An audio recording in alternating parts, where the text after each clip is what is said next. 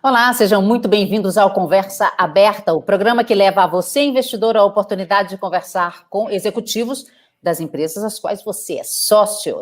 Meu nome é Denise Barbosa, eu sou jornalista aqui da Genial. Meu convidado hoje é o Luiz Coimbra, que é gerente de RI da Alupar. Tudo bem, Luiz? Tudo bom, Denise? Obrigado pelo convite. Boa tarde a todos. Obrigada a você pela presença, uma boa tarde. Ó, Luiz, funciona assim, eu vou começar aqui batendo um papo contigo e à medida que apareçam perguntas da nossa audiência, de investidores da Alupar, eu vou repassando as perguntas para você, tá bom? Tá Se não ótimo. aparecer, a gente vai batendo um papo aqui, que depois esse vídeo fica disponível, muita gente assiste depois que ele vai ao ar, né? Então, vamos lá. Eu vou começar da mesma forma que eu comecei na semana passada a entrevista com a Taesa, que é falando sobre a crise hídrica, porque vocês são majoritariamente transmissão, mas também tem um pedaço de geração. Como é que a crise hídrica atinge vocês? Legal. Primeiro, a Alupar, né, ela é realmente uma empresa, o nosso principal negócio é transmissão, tá? A gente tem ali por volta de 75% a 80% do nosso EBITDA em transmissão, tá?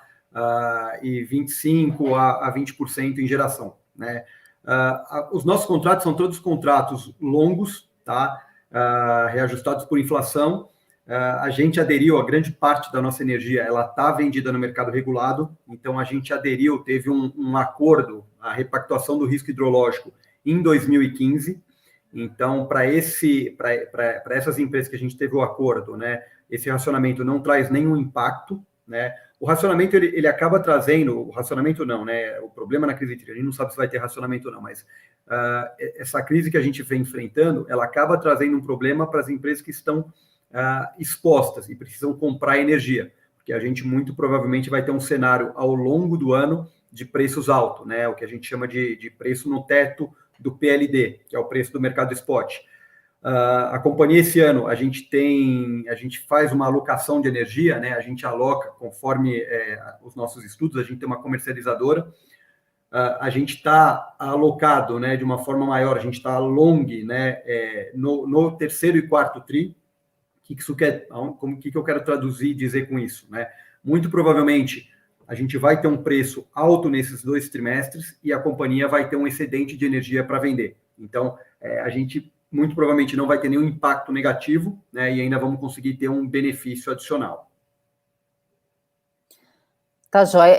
Eu queria falar sobre a virada de chave. O nosso analista do setor que usa essa expressão quando se refere a vocês. Ele fala da virada de chave, que a empresa fechou o ano de 2020 com investimentos de 2 bilhões e 600 milhões de reais. Já no primeiro semestre de 2021, uma série de projetos entraram, essa série entrou em operação. O que a gente pode esperar dos projetos que estão atualmente em desenvolvimento pela empresa em relação aos próximos 12 meses? Legal. Acho que o porquê dessa virada de chave, né?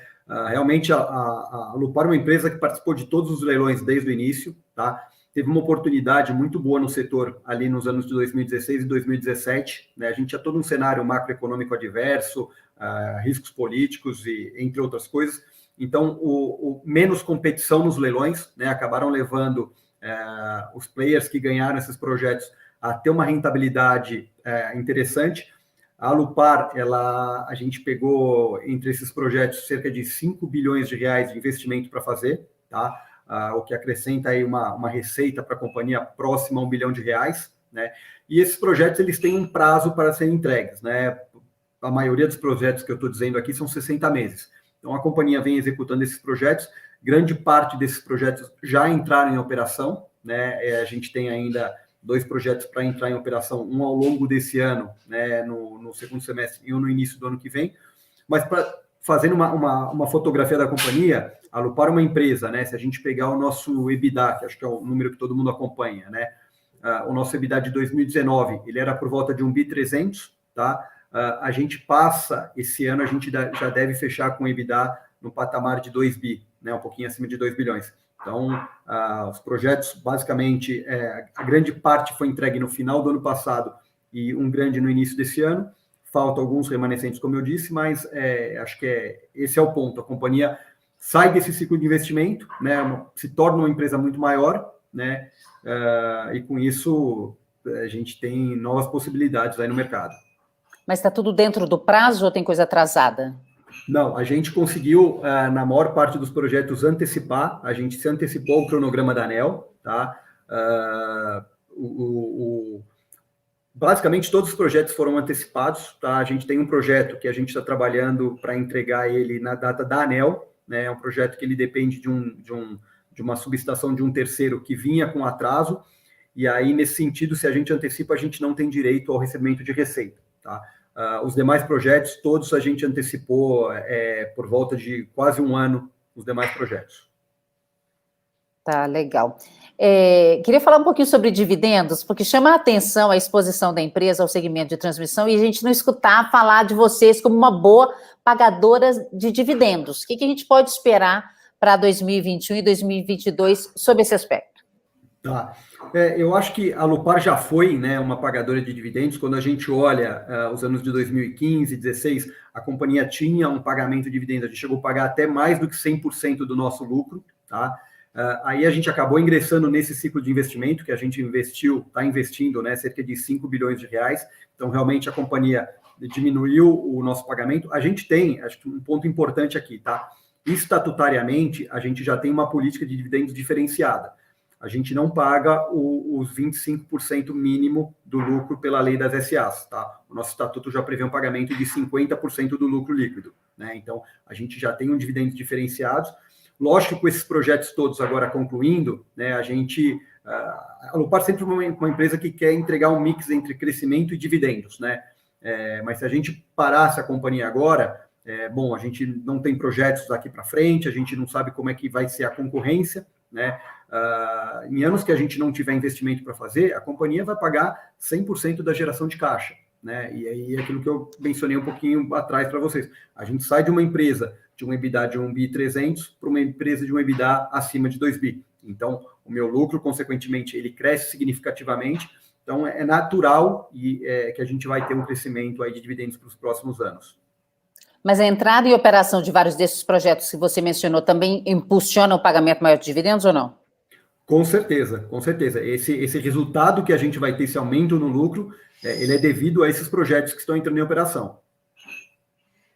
Tá, eu já vi que o Gustavo, que trabalha aqui com a gente, já colocou o link aí de um corte pequeno, tá, gente? Quem está em casa, para depois vocês assistirem, tem um corte de cerca de 5 minutos do nosso analista falando sobre a Alupar, e também tem um programa maior do Genial Analisa, que falou de diversos setores. Genial Analisa é a nossa plataforma de análise de ações, e que tem um trecho também sobre a Alupar. Então, você de casa, que é investidor da Alupar, que quer se aprofundar mais, também eu convido vocês depois a assistirem esses 2 trechos. Eu queria falar também um pouquinho com você, ô Luiz, sobre índices de preço, porque nos últimos 12 meses a gente teve o IPCA e o IGPM alcançando níveis distintos, muito diferentes mesmo. O IPCA está em torno de 8%, 12 meses, e o IGPM em torno de 37%. Eu queria saber como é que a Alupar pode se beneficiar de alguma maneira desse diferencial de indicadores inflacionários. Legal. As empresas que foram leiloadas, tá, de 99 e 2000 até 2007, elas têm o reajuste contratual pelo IGPM. Tá? E as empresas licitadas de 2007 para frente é em IPCA. Né? A Alupar, como a gente começou desde o início, né, nesse setor, a gente tem mais ou menos 40% da nossa receita indexada, a nossa receita de transmissão, tá? Por volta de 900 milhões aqui, para dar um número para vocês, indexados à IGPM. Tá? Então, a gente vai sofrer um reajuste, realmente o número é esse, a gente tem um reajuste de 37%, tá? Nessa parcela em IGPM, e vamos ter um reajuste de 8% na parcela em IPCA. Então, a gente se beneficia, basicamente 40% da nossa receita, a gente tem essa indexação dos 37%. Isso vale para as transmissoras mais antigas, né? Os players mais novos, quem ganhou leilões de 2017 para cá, não vai ter esse benefício. Tá.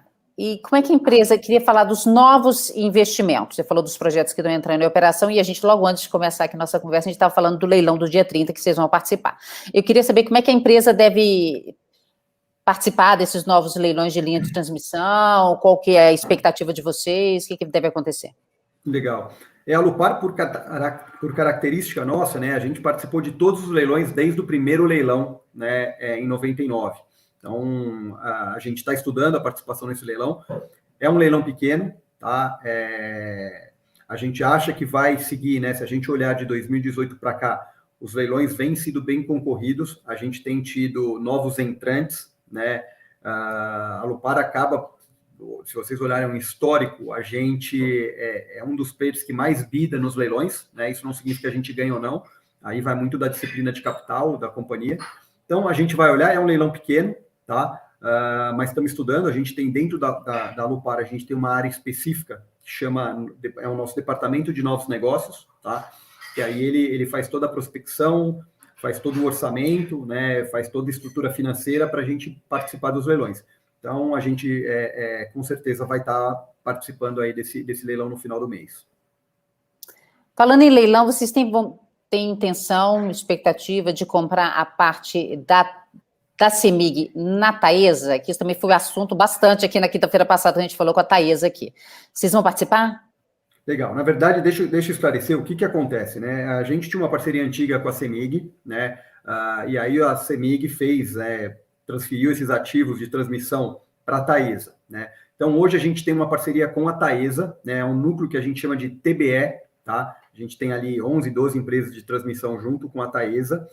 E o que acontece é que a gente tem um acordo, e se a CEMIG vende, se a CEMIG sai do bloco de controle da Taesa, a gente tem uma opção de compra nesses ativos, né? Essa opção pode ser exercida individualmente por cada um dos ativos.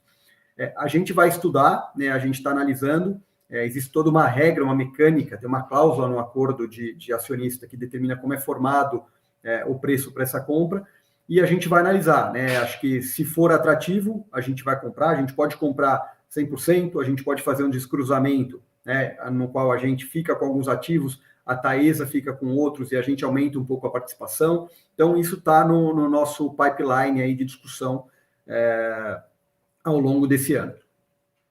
Mas até quando tem que sair esse negócio? A CEMIG tem um cronograma, ela soltou um fato relevante, né? Eles têm um cronograma para realizar um leilão agora no segundo semestre. A gente espera que isso aconteça até essa data, né? Pode acontecer posterior, ela pode simplesmente vender a participação e a gente exercer depois, né? O que o mercado muito especula é que é melhor ela fazer uma venda já resolvendo essa participação da Taesa para o comprador, ou quem participar desse leilão, saber o que está comprando, né? Então, a gente está estudando, ainda não dá para falar porque a gente não tem muita estimativa de preço, né? Então, a gente vai colocar na balança. A gente tem diversas coisas. A gente tem leilões, a gente tem outros ativos brownfield, a gente tem dentro de casa, né, uma outra opção de compra. A gente tem uma parceria com o fundo, que é o Perfin, né? O Perfin entrou com a gente como sócio em diversos leilões que a gente ganhou ali em 16 e 17, e a gente tem uma opção de compra num pedaço da participação deles. Então, a gente está analisando todas essas frentes para ver aonde a companhia vai endereçar. Mas com relação a esse negócio da CEMIG e da Taesa, o que tem de valor que você já pode adiantar para a gente? Dos cálculos, das previsões? A gente não tem ainda, tá, Denise? Esses ativos todos são operacionais, né? Então, acho que o que é importante aqui, os ativos todos são operacionais, já rodam bastante tempo, são ativos com margem EBITDA próxima a 90%, ativos eficientes, né? Então, não são ativos que a gente enxerga que a gente vai ter um retorno gigantesco, né? Não é um ativo greenfield que eu vou conseguir reduzir um capex, que eu vou conseguir ter uma otimização. Aqui a gente vai ter uma sinergia administrativa, né? Talvez algum ganho operacional, mas nada tão significativo. Então, a gente vai olhar isso frente às outras possibilidades. Qual é a TIR que esses projetos vão ser vendidos, né? Basicamente, tem uma mecânica, não sei se o pessoal da Taesa comentou ou não, mas vai se chegar num acordo de preço entre o que a gente chegar de preço e o que a Taesa chegar de preço, né? E aí a gente vai ver se nesse meio de caminho vai fazer sentido para a companhia exercer ou não essas participações. Já estão chegando aqui várias perguntas. O investidor FI já fez uma pergunta aqui similar com relação da Taesa e da CEMIG, então eu vou passar para uma pergunta do Fidel. Ele pergunta o seguinte: sobre o projeto TNE, como vai a rescisão do contrato? Legal, esse é um ponto bem interessante. Deixa eu fazer um resumo rápido para todo mundo ficar dentro entender o que eu vou falar. A TNE é um ativo que ele foi leiloado no final de 2011, tá? E o contrato de concessão foi assinado no início de 2012. era um projeto que tinha que ter entrado em operação no início de 2015, eram 36 meses para a implantação. Tá? É um ativo extremamente importante para o Brasil, porque ele interliga o último estado isolado, que é Roraima. Tá? É a conexão que vai interligar Roraima ao Sistema Interligado Nacional. É uma linha de 715 quilômetros e ela passa 120 quilômetros dentro de uma reserva indígena, que é a reserva indígena Waimiri-Atuari. Tá? Então, até hoje, a gente não conseguiu ter a licença ambiental dessa linha. Em 2015, 2016, a gente entrou com um pedido junto à ANEEL de rescisão amigável do contrato de concessão, tá? Pedindo para ser indenizado pelos valores que foram aportados. Quando eu digo a gente, eu não estou falando de Alupar, eu estou falando do consórcio, a Alupar e a Eletronorte. Tá? Essa linha é um consórcio entre as duas empresas, a Alupar tem 51% e a Eletronorte tem 49%. A gente fez um pleito para a ANEEL de rescisão amigável do contrato de concessão. Esse pleito, a ANEEL subiu para o Ministério de Minas e Energia, e o Ministério de Minas e Energia devolveu para a ANEEL, dado que isso é uma linha prioritária, para se chegar num acordo com o consórcio. Né? Bom, de lá para cá, muita coisa aconteceu, a gente teve mudança de governo, a gente teve a crise na Venezuela, que acabou trazendo um caos para Boa Vista, né? E com isso, se abriu uma negociação entre governo, né, ministério, a AGU e o consórcio para se chegar num acordo. Então, a gente tem duas esferas aqui, né? Uma esfera administrativa e uma esfera judicial. A gente tem uma ação de rescisão na esfera judicial, na qual a gente teve uma decisão favorável, tá, em primeira instância, há 2 meses atrás, e na esfera administrativa a gente vem desenhando, né, junto aí aos órgãos, caso a gente consiga a licença saia, ter uma cláusula de arbitragem no contrato de concessão, no aditivo ao contrato de concessão, que é uma cláusula de reequilíbrio, né? A gente propôs para a ANEEL, né, lá atrás, um valor de RAP para reequilibrar esse contrato, tá? Era por volta de 390 milhões, tá? Esses são valores de 2 anos atrás, e a ANEEL propôs 275 milhões, né? Então, essa cláusula de arbitragem, ela vai estabelecer um piso e um teto, né? E aí, frente a essa arbitragem, a gente vai tentar chegar nesse reequilíbrio e tentar levar essa RAP mais próxima daquilo que a gente entende que reequilibraria o contrato. RAP, então, explique para a gente. RAP é a receita anual permitida, né? É a receita que a gente tem anualmente. Quando a gente bida num leilão de transmissão, o nosso bid, ele é na RAP. É um leilão de deságio, então o governo tem um projeto que ele estima lá, bom, para fazer esse projeto tem um investimento de 1 bilhão, ele vai aplicar o WOC regulatório e vai se chegar numa RAP máxima, que é a receita que você vai ter a partir do momento que você colocar o projeto em operação. E aí as empresas bidam, né, dando um deságio nesse valor, né, dentro daquilo que faça sentido para o retorno delas. Então, aí agora está uma discussão em cima da TNE, né, a gente estava evoluindo bem, a gente tinha tido, né, depois de todos os últimos acontecimentos, a gente teve acesso à comunidade indígena, né, a reserva indígena, coisa que a gente não tinha tido até então, tá? A gente estava finalizando os estudos, né, a parte do componente indígena, porém o Covid acabou atrapalhando bastante, né? Acho que qualquer comunidade indígena no Brasil, desde o ano passado, está isolado, as comunicações estão mais difíceis, então a gente está aguardando o desfecho, né? Acho que o principal aqui é realmente a gente conseguir ter o licenciamento ambiental desse projeto, né? E aí o aditivo com esse contrato a gente acha que é razoável, né? E demonstrar o porquê, né, do valor que a gente propôs e conseguir esse reequilíbrio. Outra pergunta do Fidel. Mas tem 2 perguntas sobre investimentos no exterior, eu vou fundir as 2 aqui. A pergunta, uma é, sobre investimentos no exterior, pretende aumentar a exposição? E a outra é, o que vocês acham de vender alguns ativos que vocês têm no exterior? A linha de transmissão que foi vendida no Chile gerou muito valor para a empresa. Então, uma pergunta de cada lado, assim, o Luiz. Legal. Bom, começando, né, acho que com a parte de venda, reciclagem de capital, né, então venda de um ativo qualquer para investimento em outros ativos com rentabilidade superior, faz parte da estratégia da companhia. Tá? A gente já vendeu, realmente a gente vendeu há 4, 5 anos atrás esse ativo no Chile, que gerou muito valor, né, e a gente está aberto para vender qualquer ativo, né, desde que a gente tenha outro projeto para investir e gerar valor para a companhia. Tá? Com relação ao crescimento em investimento no exterior, deixa eu deixar claro, né, o porquê da companhia ter adotado e ter ido, né, buscar oportunidades fora. O nosso segmento aqui no Brasil, ele é muito cíclico, né? A gente teve diversos momentos aqui, a gente teve ao longo dos anos, tá? A entrada de grupos espanhóis em 2005, 2006, com retornos extremamente apertados. Depois a gente teve a entrada de grupos chineses, depois a gente teve estatais. Hoje a gente vive um cenário de novos entrantes no setor, né? Então, em determinado momento, a companhia, para continuar com sua expansão, a gente falou, bom, vamos aumentar o nosso mercado de atuação. Então, a gente selecionou 3 países da América Latina, tá? Que foi Chile, Peru e Colômbia. São países que têm um framework regulatório muito parecido com o do Brasil, né? E aí a gente ingressou. Então, é algo mais pontual, né? A gente tem um escritório lá fora que prospecta, né, e também cuida da implantação dos projetos. Então, a gente continua bidando, tá? A gente continua participando nesses mercados. São mercados muito menores que no Brasil, né? Enquanto no Brasil a gente chegou a ter 15 bilhões de reais num determinado ano de investimento, lá você não chega a 1 bilhão de reais. É um mercado muito menor mesmo.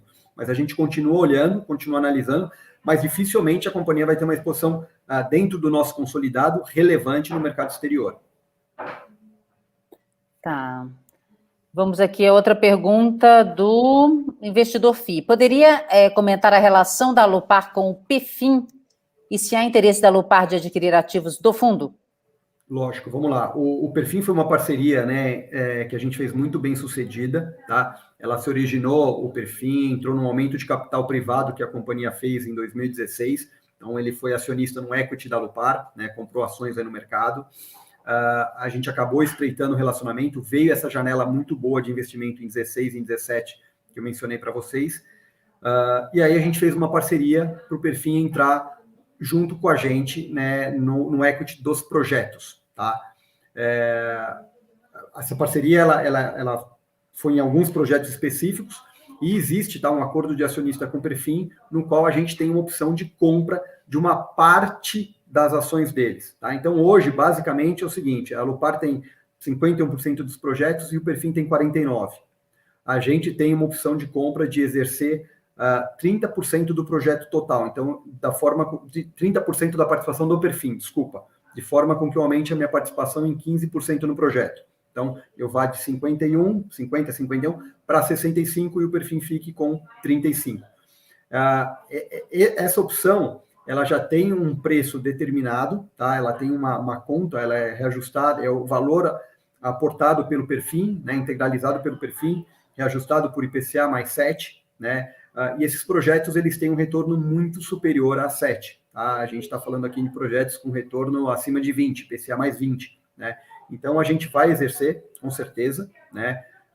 É uma das frentes de crescimento que a companhia está olhando. A gente estava esperando os ativos esses ativos irem entrando em operação para a gente começar a fazer essas opções. Então, até ao longo do ano, a gente provavelmente já vai ter exercido alguma coisa.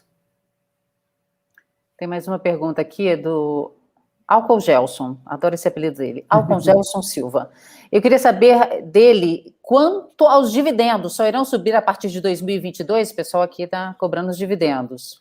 Tá. Na verdade, o dividendos ele já subiu. Se a gente olha, né, o dividendos que foram pagos no ano passado, referentes a 2019, a gente pagou por volta de 170 milhões, tá?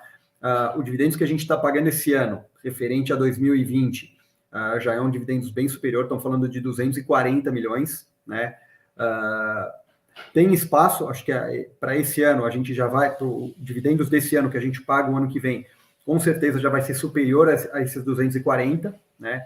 Mas acho que a virada de chave realmente ela vem em 22. Isso depende muito, de novo, né? Deixa eu deixar só uma coisa clara. A companhia não quer, a Alupar sempre trouxe um mix entre crescimento e dividendos, né? Então a companhia, a gente continua, o dividendos ele cresce natural, porque o nosso lucro vai crescer de uma forma natural. E em momentos que a gente não tiver projetos para investir, aí a gente vai distribuir a geração de caixa inteira da companhia, tá? A gente vendo toda a competição que vem tendo no mercado, né? A gente vem buscando alternativas de crescimento. É difícil vislumbrar um novo ciclo tão grande como esse que a gente enfrentou, né? Então acho que vai ter espaço para a gente aumentar acima desse 50% do que está no nosso estatuto, né, em cima de uma base de um lucro muito maior. Então, acho que o dividendos ele já cresceu, já deu um sinal, a gente já cresceu significativamente do ano passado para esse ano, né, e vai aumentar esse ano, mas eu acho que o crescimento maior vem realmente em 2022. Outra pergunta, vocês têm observado alguma oportunidade no mercado secundário de aquisição de linhas já operacionais? A gente olha bastante coisa, a gente tem uma área de M&A dentro da companhia. O problema é que os ativos que foram licitados recentemente, eles saíram com retornos muito apertados, né? E a gente está sofrendo um processo inverso do que a gente viu ali de 2016, 2017 para cá, né? A gente está vendo um aumento de taxa de juros, né? Então, dificilmente a gente está conseguindo extrair muito valor nesses projetos, né? Mas realmente tem algumas coisas. A gente acha também que tem alguns ativos, tá? Que alguns players não vão conseguir entregar dentro daquilo que eles bidaram, né? E isso pode acabar acarretando em anel da caducidade desses projetos e alguns deles voltarem a leilão, né? E com isso a gente ter maior oferta, né? E conseguir ganhar alguma coisa até nos leilões com um retorno mais atrativo. A gente tem olhado bastante coisa no mercado secundário, mas até então a gente não tem conseguido fechar muito a conta, tá? Nesse drive de crescimento, o que a companhia está estudando? A gente está indo para uma vertente de fazer projetos, tá, de geração, né? Eu falo em energia eólica, basicamente energia renovável, basicamente solar e eólica, tá? Fugindo do mercado regulado, tá? A gente está fazendo projetos para vender no mercado livre, né? Aí a gente está montando uma estrutura de projetos com contratos de curto, médio prazo, né, que eu consigo ter um preço mais adequado, e aí a gente vai tendo a renovação desse contrato com o passar do tempo. Então, essa é uma vertente de crescimento que a gente está estudando bastante. Eu acho que tem mais possibilidade aqui do que no mercado secundário de transmissão. Pois é, tem uma pergunta aqui do Cássio falando exatamente sobre energia eólica, vê se você tem alguma coisa a complementar aí.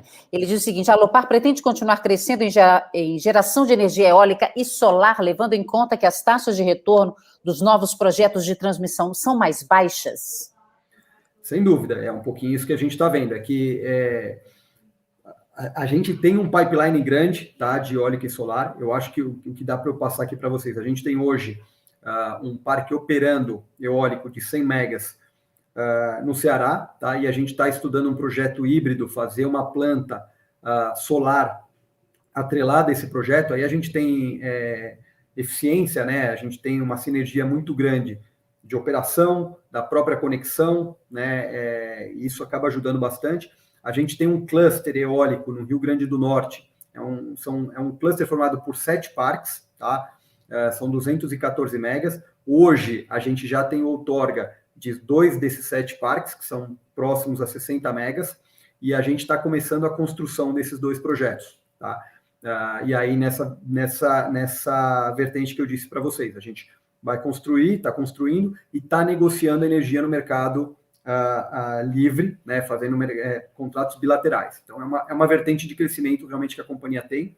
É difícil só cravar, né? Acho que hoje o cenário, o mercado de transmissão realmente está com retorno mais baixo, né? Mas a gente sabe que isso é cíclico, então a gente vai estar sempre olhando o mercado como um todo, tá? Dentro do nosso eixo de atuação. Luiz, queria muito agradecer aqui sua presença no Conversa Aberta. Obrigada, viu? Eu que agradeço, Denise. Obrigado. E olha só, Luiz, já fica convidado para daqui a uns 3 meses você voltar aqui e conversar com a gente novamente sobre a Alupar, tá bom? Porque é uma empresa que o pessoal aqui da casa gosta, então já deixei aqui os links para o pessoal de casa assistir. Quem estiver assistindo essa entrevista gravado e não tem acesso ao chat, eu vou deixar também aqui na descrição da nossa conversa esses links para você poder entender melhor a posição da casa com relação à Alupar. Então, Luiz, super obrigada. A você de casa, muitíssimo obrigada também. Se inscreva no canal, clique no sininho. Todas as terças e quintas, conversa aberta aqui no nosso canal. Quinta-feira agora é com a Ambipar. Quinta-feira passada foi sobre a Taesa. Então, se você gosta do setor elétrico, sempre tem uma empresa aqui desse setor que a gente gosta, que o mercado gosta, a gente gosta também. Então, beleza. Super obrigada, um beijo e até a próxima. Tchau.